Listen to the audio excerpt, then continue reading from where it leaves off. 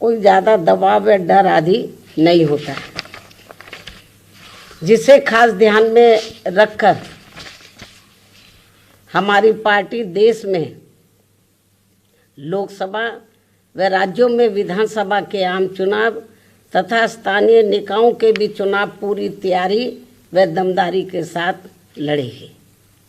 इसके साथ ही यहाँ मैं ये भी कहना चाहती हूँ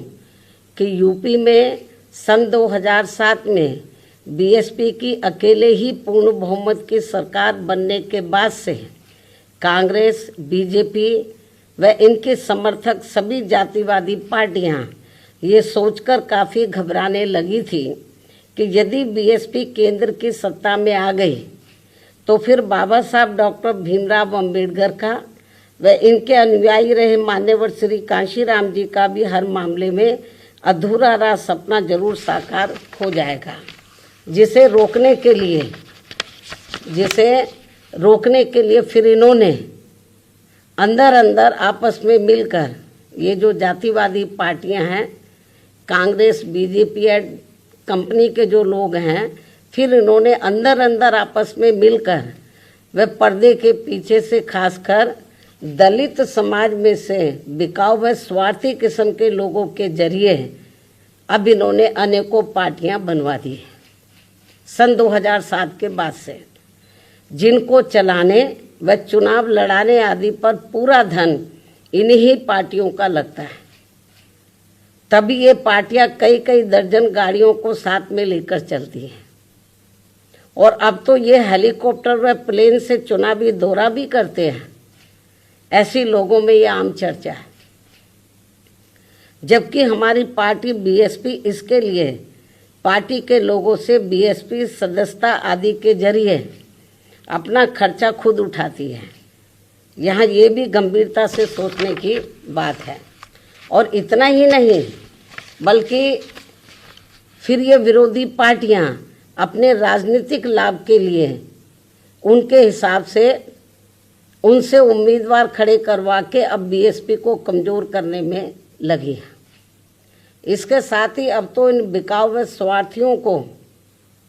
मजबूती देने के लिए अब ये विरोधी पार्टियां अपना खुद का भी वोट ट्रांसफ़र करवा के इनके हर राज्य में 1-2 एमपी व एमएलए भी जितवा कर भेज रही है। इसलिए ऐसे सभी बिकाऊ व स्वार्थियों की पार्टियों को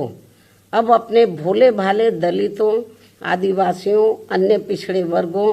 व अक़लियतों को भी अपना एक भी वोट देकर खराब नहीं करना है। ये सब हमें अभी हाल ही में हरियाणा, महाराष्ट्र, झारखंड के हुए विधानसभा आम चुनाव के साथ साथ यहाँ उत्तर प्रदेश में भी 9 विधानसभा की सीटों पर हुए उपचुनाव में काफ़ी कुछ देखने के लिए मिला है। ऐसे में अब इन सभी वर्गों के लोगों को इन्हें जाति, बरादरी, रिश्ते नातों, यार दोस्तों आदि के भी चक्कर में न पड़कर अपना वोट ऐसी किसी भी पार्टी को नहीं देना है, बल्कि अपनी एकमात्र हितैषी पार्टी बीएसपी को ही अपना वोट देना है, जिसकी नीतियों व कार्यशैली को इन्होंने यूपी में, यानी कि जो वीकर सेक्शन के लोग हैं, इन्होंने यूपी में बीएसपी के, वैसे तो सर समाज के लोगों ने आजमाया है, इन्होंने यूपी में बीएसपी के नेतृत्व में 4 बार बनी सरकार में भी काफ़ी कुछ आजमाया है। इसके साथ साथ इन सभी वर्गों के लोग अब पुनः सत्ता में आने के लिए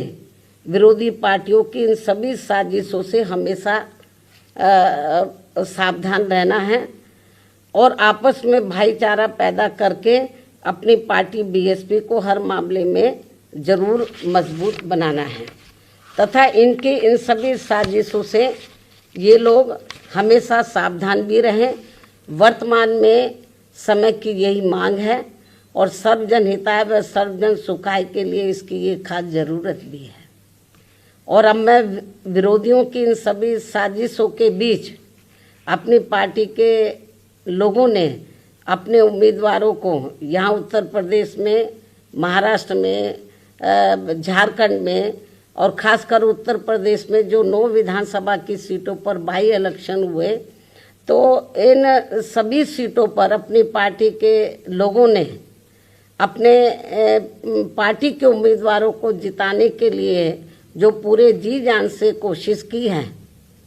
तो उनका मैं पूरे तय दिल से आभार प्रकट करते हुए अब मैं अपनी बात यहीं समाप्त करूं। लेकिन इससे पहले मैं यूपी सरकार को ये भी कहना चाहूँगी, कल यूपी में उपचुनाव को लेकर आए अप्रत्याशित नतीजों के बाद से खासकर संभल जिला सहित पूरे मुरादाबाद मंडल में काफ़ी तनाव की स्थिति व्याप्त थी कल से ही। ऐसे में शासन व प्रशासन को संभल में मस्जिद व मंदिर विवाद को लेकर सर्वे कराने का कार्य आगे बढ़ाना चाहिए था, जो तो ये ज़्यादा बेहतर होता। लेकिन ऐसा ना करके जो आज वहाँ सर्वे के दौरान जो कुछ भी बवाल हुआ है, हिंसा हुई है, तो उसके लिए यूपी का शासन व प्रशासन पूरी तरह से जिम्मेवार है। ये अति निंदनीय है। ये जो भी कुछ उधर हो रहा है ये अति निंदनीय है, जबकि ये काम दोनों पक्षों को साथ में लेकर शांतिमय ढंग से किया जाना चाहिए था, जो नहीं किया जा रहा है। ऐसे में अब मैं खासकर संभल के सभी लोगों से वहाँ शांति व्यवस्था बनाने की भी पुरजोर अपील करते हुए अपनी बात यही समाप्त करती हूँ। धन्यवाद। जय भीम व जय भारत। पर हुए उपचुनाव में इस बार जो वोट पड़े हैं और उसके बाद जो कल नतीजे आए हैं, तो उसको लेकर अब ये आम चर्चा है। मैं खुद नहीं कह रही हूँ, ये लोगों में आम चर्चा है कि